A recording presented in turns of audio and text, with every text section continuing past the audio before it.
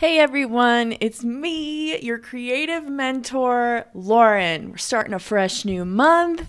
You guys got your workbooks earlier yesterday sometime, and everything's going great. If this is your first time tuning in, my name's Lauren. This is the Creative Mentor Podcast, and it's a podcast that I created out of pure frustration that art school didn't teach me how to get a fucking job. So 8 years later, a lot of trial and error and a lot of being put in my place and learning. I'm here to tell you everything that I wish they had told me. And I was watching TikTok a lot through the pandemic, which we are still in. It looks like it's on the outs. So let's all cross our fingers on that one. But I was watching a lot of TikTok in the pandemic, as we all have. And I was seeing a lot of really frustrated art students talk about this exact thing. And I was like, man, this is exactly how I felt in school. So I put this podcast together. And again, if you're new here, I always say, always vet your sources. This includes me when someone wants to give you advice about something that could affect your life, like your career, your mental health, etc. I actually did a mentorship with the AIGA, which is the American Institute of Graphic Arts. We finally learned. I'm not affiliated with them, but I did like a 4-week course with some mentees where I talked about how to navigate a corporate creative job. I work in advertising. I've been a graphic designer since 2013 in the workforce. I've done production work. I've done advertising work. I've done type laying. I've worked in trophy shops. I've lied my way into my first design job ever. I learned on the job. I consider myself self-taught. And now I live in downtown Chicago being paid pretty well. So I'm also a money-driven creative. Some of us are not money-driven. But all of that, I think, is all you need to know if this is your first time jumping in. If not, you all know this stuff. I also have a Patreon. It is mostly free. I have some premium content like workbooks at the end of every month to cover everything we've talked about because I categorize this podcast in themes for the month. So we had the month of what should I think about before getting into design? And then we had the money month talking about negotiating, how much you should be paid, yada, yada. And we just got off of the mental health month to make sure we don't lose our fucking mind. And now I got the theme this time, guys.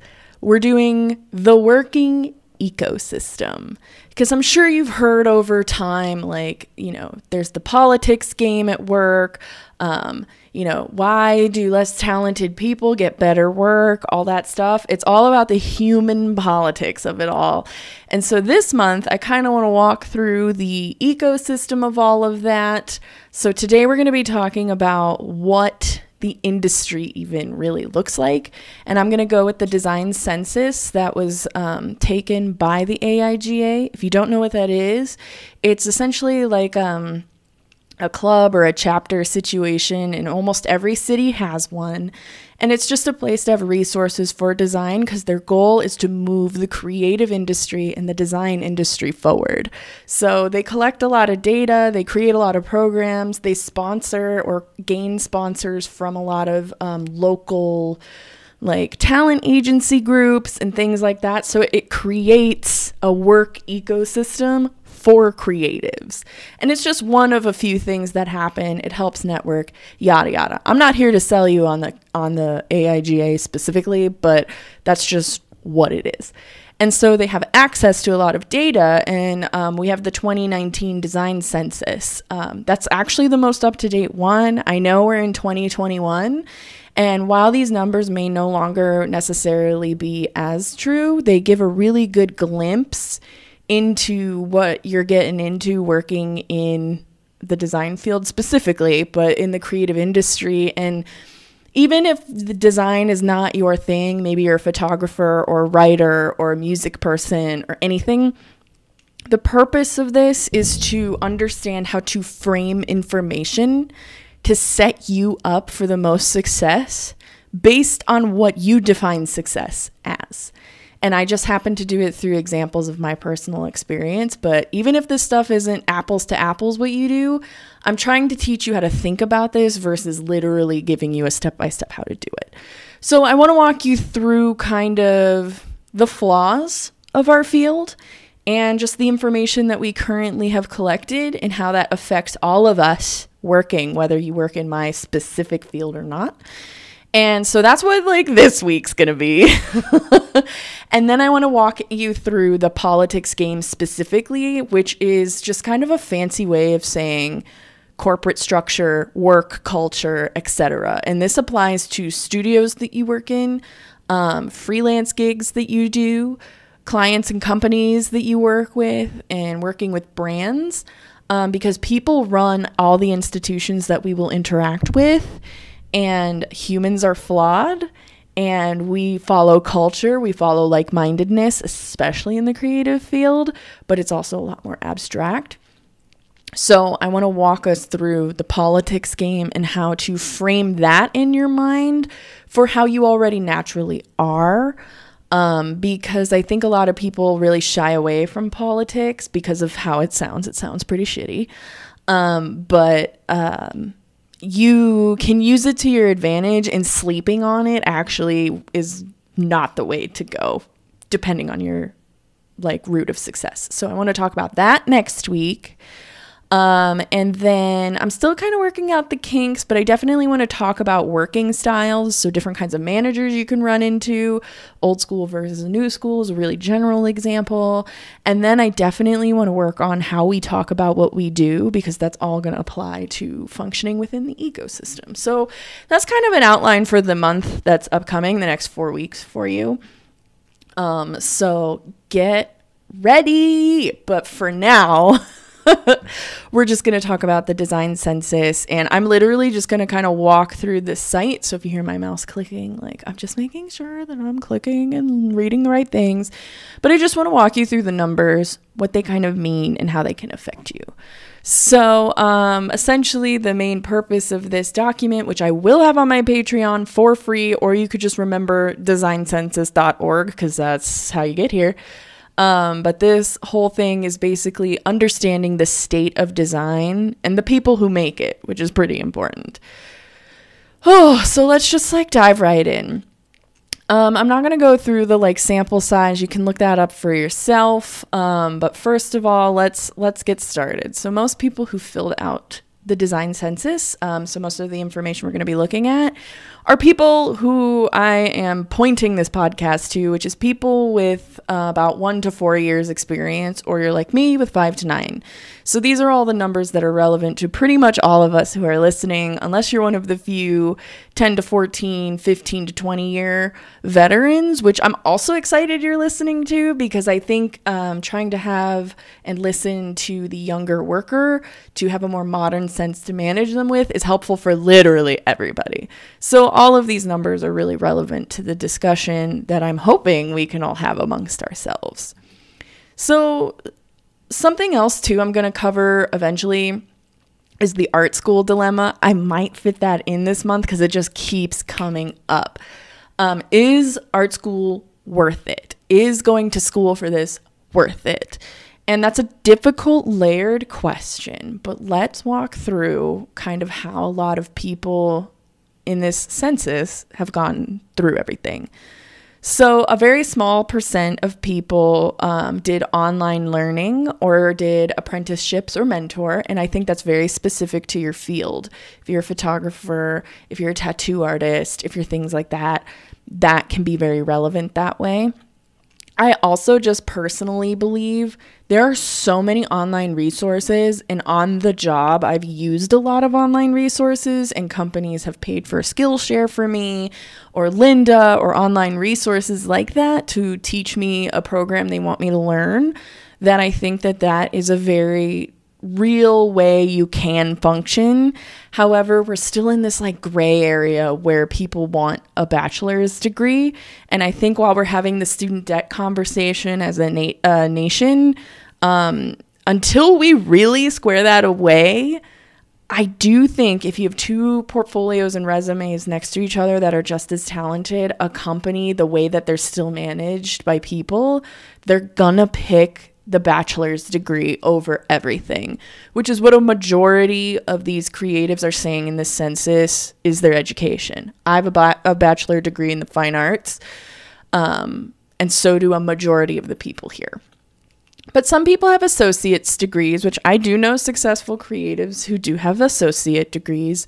Others go through workshop programs or technical certificates. This might be relevant to UX UI. Specialized art schools, I wish this was me, but like there's those kids that went to specialized high schools, colleges for specific art. I feel like a lot of animators do this. Some college, because that shit's expensive, and a very small percentage have master degrees and doctorates, and these are probably more so art historians. So again, it all depends on what your goals are and what you are looking for, but most people in the creative field of design have bachelor degrees. Now, I will say, and we'll get into the meat of this in the art school podcast, but I will say most jobs don't give a shit what your bachelor degree is in specifically, so long as it is art. I majored in fine art sculpture. I do graphic design wireframing for a major brand. Those are not the same. So that's kind of like, I feel like being a creative with an education, whatever that means, is a gray area in and of itself. But this is what the market looks like. These are the things that people who are reading your resume and looking at your portfolio, this is their comparison pool of what they're seeing. So this is where their comfort levels are with these numbers. So I'm not going to get into location because there are creative things everywhere, but I also do want you guys to call back to our money conversation of how much you should get paid, because depending on where you live, you can get a percentage more or a percentage less under the national average salary, depending where you live. For example, I live in Chicago, so the average salary for an experienced graphic designer, I would add 24% to as a standard of living increase, because it's expensive to live here, but also like these are how you can make decisions to leverage more of what you make in different spurts of time that you're looking for, depending on your goals. So that's how location can kind of matter. And seeing like the plot point map, you can see how competitive it is, etc. But I also think the pandemic is going to like mix this up a lot, because a lot of companies are going to be okay with taking remote workers. And I'm going to tell you right now, I do not know how to predict what that's going to look like, because I don't know if the company being headquartered in a city is what will determine people's salaries, or where people live will determine that. And I don't think anyone knows that answer. But these are things to think about. Maybe you've been itching to move or like leverage something. Like these are things to think about. So most people who answered this census are between 20, 30 years old, but people as old as 50 and 60 have participated, which is valuable. But we are talking people within, I guess I'll say, my age group, a millennial age group, and like an older Gen Z. So that's good to know. And then gender. This is interesting when we get into numbers for money later. So put a pin in these numbers. 61% of the design field specifically is women. 36% are men. 0.7 are non-binary. 0.4 gender non-conforming. 0.3 gender fluid. 0.2 trans, etc. And then the rest are just less than that: agender, bigender, pangender. There was a lot included in this. But I want you to remember, 61% over 36 identify as female. And then remember all those queer numbers as well. If you add them all up, they're like 3 or 4% of representation. This gets interesting when we get to salaries. So, what's going on here? Ethnicity is another one too I want us to pay attention to. 71% of the design industry that participated in this survey are white people. It is not a secret in this podcast that there's a severe lack of diversity. This is also another reason that it was important for me to make this podcast free and accessible to people, because I feel like there's like this strange amount of gatekeeping in, one, the art world, and two, in the creative field and design in general, where somewhere along the lines, I'm a white, like, cisgendered woman, so I can't speak to where that is, but somewhere along the lines this field becomes really inaccessible to people, and I personally think that is bullshit and that sucks. And so any information I can give to anyone to help them break past this barrier, I'm willing to do and advocate for. But I hated seeing this number. 71% of all of us in the design field are white, and that is one perspective being shown when there's so many more people to be hearing and seeing and including their stories with the storytellers. So that's fun. Love that for white supremacy. So let's get into the industries. All right, so design is just like a field, but what industries is everybody in? We have, these are what showed up. I'm just going to read the list. Accounting, design, advertising, aerospace, agriculture, alcohol and tobacco, architecture, arts and entertainment is a pretty big one. Biotech, I think, will be bigger. Clothing and textile, you can work on your sustainability stories. Construction, consulting, consumer goods, data science, digital products and services like web design, app design, software design. That is the number one field designers are in, second to general marketing, because a lot of creative departments in companies and brands are lumped under marketing, which there's a debate about that within that. Is that the right place? Blah, blah, blah. But there's education, electronics, energy, finance, food, government, health, hospitality, industrial goods, insurance, legal, medical, publishing, real estate, retail, shipping, social media, transportation, travel, tourism, other. So these are all kind of the general fields, but the top ones people work in is advertising, arts and entertainment, digital products, education, marketing, and social media. So these are pretty likely places you'll land in your first job, most likely. If you're working for bigger companies, I definitely know people in real estate doing design, and in healthcare doing design, and in education doing design. So these are kind of the places you'll land. And I think when students, specifically when you're just making work at school, you're not really challenged to come up with a design solution in a real world situation, which I think is fine, but I just think it's a little bit of a shock when you get into the working world that these are the markets you're working in to solve their design problems. And what that looks like is hard to fathom because you don't know what a business market is quite yet. And so I think people get a little bit disappointed. And so if you can just kind of understand where everybody is working, that'll help like prepare you to figure out where you want to belong. And again, I want to remind students, when you're out of school, you don't have to have the answer of what you're going to do for a career. It took me probably up until 2017 to find my career job, and I graduated in 2013. And I'm not saying that to like freak you out that you're going to wander the world for that amount of time, but I'm just going to say, like, take that pressure off of yourself and just try things and see what you like. I would say by the time you're 32, you should pretty much have an answer, but like, it's going to be all right. Just test out how these industries make you feel and what stories they're telling, and if you like them. So let's see. A lot of skills are also needed for all of this. So, when we talked about salaries, there were a lot of job titles. These are kind of the things. I'm going to read through the skills and then I'm going to tell you something else. So a lot of skills that people are looking at are 3D animation software. That's big. If you can animate video for people, they're all over you. algorithm design, AR, VR is only 0.3% in this census. I'm guaranteeing you it's grown so much.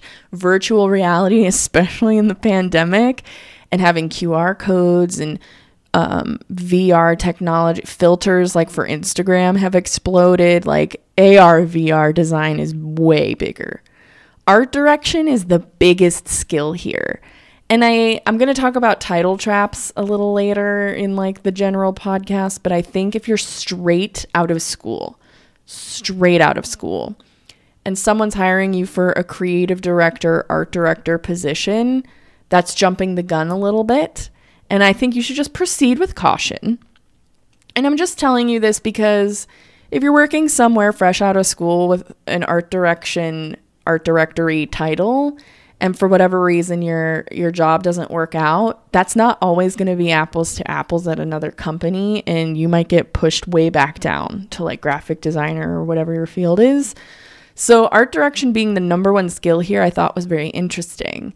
However, I'm a graphic designer at my day job. I'm not a senior or anything, not yet. We're working on it. And I art direct photography on a set all of the time. So it's definitely a skill, but if it's your title fresh out of school, I would be a little concerned. Though that is badass sounding. I would love to be an art director or a creative director someday. I'm really working on it. But that's more of a managerial title if you ask me. There's business development, there's business operations. So these are people who run departments for the creatives or project managers, which are really important. I can't function without those people. There's coding, there's copywriting. You're nothing without a good story. Data analysis, data visualization, that's infographics. Drawing and painting. Facilitation, I don't really know what that means. Film videos, big. It's only 3% here. I bet you it's bigger for 2021. General leadership, mentoring, hey. Photography, project management, public speaking. We're going to get into this when we talk about how to talk about what you do. Public speaking is people's number one fear, and then death is second. People would rather be dead than public speak. And this goes a little bit into like talking about what you do. But that is a skill that we have to do. We have to pitch our ideas to people and sell people on the idea we come up with to buy. So that's in here. SEO, search engine optimization, is only getting more important the more digital we get. How to find something in a search. UI, UX, I think our industry uses that interchangeably, but they are different. Writing articles, and then general other. So these are kind of all the skill sets that are making people the most money and that in a real world situation people are using. So I think these kind of come with working over time. I don't think you have to specifically work at a lot of these. Your career will take a natural path towards more like SEO, social media, or UI, UX. Like those aren't always parallel. You'll go off to do one over the other a little more as you just experience working. But it's good to know to see what everyone's experiencing currently. And then employment type, I want to talk a little bit about. Most people are full-time employees somewhere at a company that is in-house. And I want to say a little bit, 42% of the people who were sampled for this work at an in-house like creative department. And I want to talk a little bit about that because I think that depending on what school you're going to, it's very agency driven for designers. And there's a little bit of uppityness there. And that's fine. Do and feel and think however you want. But I just think it does our industry a disservice when we discount people or poo-poo people who are in an in-house team. It's the most common situation you come across because quite frankly, unless your company is like Nike or Coca-Cola, they don't have a ton of money to pay agencies anymore. That is such an expensive business cost for companies that they'd rather just hire the college student to figure it out in-house themselves and probably pay them less than hiring an agency would be. That being said, everybody starts their own agency and consultancy like every freaking day. So that's the next most popular company people work for. So it's working full time in an in-house situation, which is just specifically only for that company or brand, which is valuable because you learn about the history of that brand while you work there versus explaining it in a deck to an agency. Or you work full time in an agency or consultancy where you're working on multiple accounts. So you could work at an agency and have Burger King, Coca-Cola, KFC. I must be hungry. And you have all those clients that you serve and think of their advertising work for. That's kind of the difference there. And then everybody else is either self-employed, small business owner, or freelance, which is, I think, an honest like third tier level of work that everybody has. And then you have a student, and then you have permalance, which is working at an agency or in-house full-time indefinitely, but not being hired by them, which after a while, depending on your goals, can be a predatory thing to keep track of. Go back and listen to my How to Find Creative Work to kind of hear about that. And then 4% of us are educators, which is great because who's going to teach us otherwise? So these are kind of the actual real life working situations you can find yourself in. Now there's a bunch more information on this census here that could go into like kinds of work, like years at the job title, company size, hours worked, all sorts of stuff like that. But you guys can explore that on your own. I just kind of want to give you a taste of like these real world numbers. So now remember when I told you to put a pin in how much LGBT people make, and how many people are represented, and how women are represented? Here, remember those numbers. Here's where we are. So let's look at salary by gender. I'm just digesting these real quick for you. So let's see here. The largest sample group that makes less than $25,000 a year at full-time employment with design are agender, bigender, gender questioning, non-conforming, fluid, trans, pangendered people. They make up the largest amount of people who are paid the least, as well as women. I'll say that again. Queer people and women make the most of the group who make $25,000 or less. That's fucked up. That is fucked up. No one, first of all, who's educated or specialized in design should be making anything less than that anyway. That is a fucked up wage to make. And then as you go higher, $25,000 to $34,000, it's still kind of the same ratio. Men make the least of these two. So more women and queer people make less than men. More women and queer people make at 25. At 25 to 34, it's the same. 35 to 49, more women than men make. And then until you're at, let's see, more women make $50,000 to $74,000 than men. And then as it goes up, women, because we're a larger population in the workforce, we do make this amount, but really at $50,000 to $74,000, that's where we're technically the most equal. But when you get to 75 to 99, 100 to 140, 150 to 199 to 200,000 plus, men make more. There's this bar graph in front of me. Women are yellow, men are green. And the higher the numbers go, the more men make over women. And the lower the numbers go, the more women make over men. So it just, you can literally see the gender spectrum inequality in this thing. That's so messed up, you guys.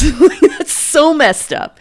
And if you go listen to my Negotiating a Raise podcast, I get on a really like gnarly soapbox about how we are all aware there's gender pay inequality, queer, women, men, anything. And that while we're all talking about it and it's out in the open, no one's gonna pay you. You have to demand it. And like when I look at these graphs and see this information and see that the most queer people fall under $25,000 or less, that makes me so angry. And that women don't have access essentially over men to $100K or more a year in the creative field when we make up most of it. Stupid. These sample sizes of men, not that I'm hating on you guys, but these sample sizes of men make more proportionally than women and queer people do. It's just so messed up when you can see it. And I just want to remind you all, with the salary guide, the help of this podcast to guide you, and anything else I could tell you, you have all of the tools to march into any job and justify why your skill sets are worth what the industry has deemed it worth. And there is no job in our industry that is worth less than $35,000. So I just want you to feel really empowered to be paid for your skill, your ability to tell the story, your ability to bring humanity to capitalism, which is like, that's fun to work in, right? All of that stuff. There is no excuse that any job should be paying anyone in the industry less than $35,000. There's none. So it's just like, ooh, it makes me so mad. So I just I just hate it. I hate it so much. But you could take a look, a deeper dive into these salaries, but these sample sizes are messed up for gender inequality. Like you could just see it. Oh, it just makes me so mad. Oh God. But overall, the satisfaction of people's, work, most people in the working environment of design say that they're happy, but there's room for improvement. And then the next largest size says they're not really satisfied, but it is ideal. And I will say that that is an accurate portrayal of most designers that I speak to, including myself. I'm happy where I am, but there could be some improvement. And that, I think, is a state we should all get accustomed to and inspired to grow. But, you know, it's not a perfect industry by any means, so no job you get will be perfect. And I think if you can understand that quickly, then you'll have a much better aptitude of survival in this field. Because I think there's a lot of expectations versus reality in the design field, especially when you're transitioning from school into the workforce. I've watched a lot of designers fresh out of school sit next to me and get really frustrated with the process, because you go from an institution where everyone's like, this is due on this day and this is what I expect. And you'd think work would be like that, but it's not always. So if you can just make decisions, be adaptable, I'm going to tell you, in most first-time design jobs, if you make a mistake, you don't lose your job. So it's a great place to just ask for forgiveness later than wait for permission. And again, the design industry and the creative industry as a whole is a DIY career. No one's path is copyable. You can parallel it, but if you follow in someone's exact footsteps, it's not apples to apples for people. Especially if you're queer, a woman, white, person of color, it's different for everyone. Whether you live in Idaho or Chicago, it's different for everyone. Our industry is the most abstract, so you can make it what you want. And sometimes, I'll be honest with you, sometimes it doesn't feel like it's worth all the work that you have to put into it and the chess game you play with the corporate world and all of that.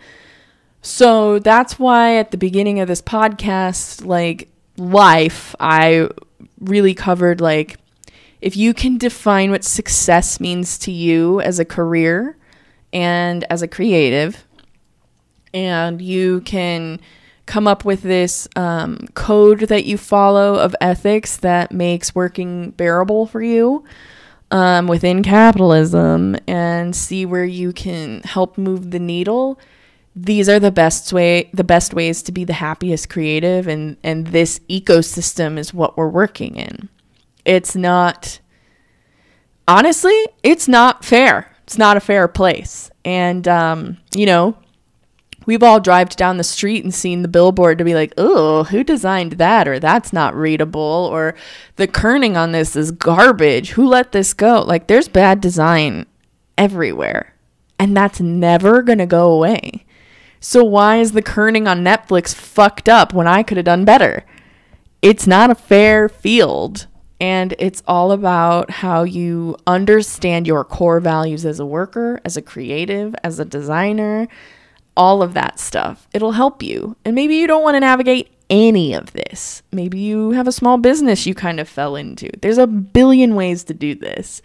But all of it is very DIY. So the Design Census is a good feel for what working for others is, or working freelance is. Working more so for yourself is a little more of a personal journey and an unknown adventure than this kind of is. But we live in a digital age where we have access to so much data, and understanding that data is going to help you make these numbers work for you. And that's what I'm trying to help you all do. It's the framework of thinking about things. And if you're only as good as your resources. And I didn't have any of these. School didn't show me any of this. A lot of this didn't exist when I was in school. And like, the whole field is changing very quickly and so much is happening. So I just want to give you all these resources so you can understand what you're doing. Or try. It's better than blindly going into the workforce, which is what I had to do. So that was like a lot. I feel, and I said all of this, I feel like I said a lot. It was a lot to take on, but I hope this helped you at least set the foundation for everything we're going to talk about this month, just functioning in the ecosystem. You have your framework, you have your numbers, you have the answers to your questions of why you do this. Now, how do you swim in the pool? So next week, we're going to talk about the politics game, which honestly, I like the politics game, but maybe it's because I understand it. And I'm going to just kind of give you a little glimpse into that. So I hope you join me next week to figure that out, or at least try to understand what's going on there. But in the meantime, you can follow me on TikTok, The Creative Mentor, bite-sized little tips and tricks there. You can follow my Patreon, whether you want to pay for premium content where you get next week's episode earlier. You can buy or download my workbooks at the end of the month, which is pretty cool. I like to work on them a lot and give them as a resource to you all. I'm still ironing out like my tiers a little bit, because I do want to offer one where I will review your resume and your portfolio and give you guys like some tips and tricks. But like a monthly thing doesn't seem to like make a lot of sense. So I'm working on that. If you have suggestions, like email me, man. But yeah, head over to my Patreon. All of the content I make is over there. Follow me on TikTok. You can follow me on Instagram. That's more about my life, but I am a designer. So if you want to see what I make, that's where I post it.